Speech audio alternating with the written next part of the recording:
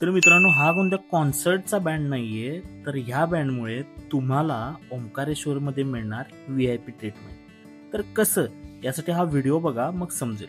तर मित्रांनो, मी गौरव गायकवाड स्वागत करतो तुमचं शिवयात्रा विथ फॅमिलीच्या एपिसोड 2 मध्ये. 13 लोक असल्यामुळं आम्ही मिनी ट्रॅव्हलर बुक केली होती. ओंकारेश्वरमध्ये गर्दी असल्यामुळे आम्ही already online VIP ticket book केलं होतं. इथे VIP तिकीटला हा बँड देतात, त्यामुळे तुमचे 2 ते 3 तास वाचू शकतात. इथे दर्शन झाल्यानंतर आम्ही खाली आलो आणि नर्मदा नदीत बोटीने प्रवास केला. इथे 100 रुपये पर पर्सन असा चार्ज घेतात. त्रिवेणी संगम आणि शंकराचार्य यांची भव्य अशी मूर्ती पाहिली व आम्ही चाललेलो ममलेश्वर दर्शनला. ममलेश्वर मंदिरात रांग मोठी असल्यामुळे बाहेरून दर्शन घेतलं.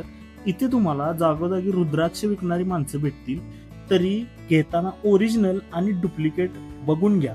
ओरिजिनल कसा ओळखायचा हे जर तुम्हाला माहित असेल तर कमेंट करून मला पण नक्की सांगा.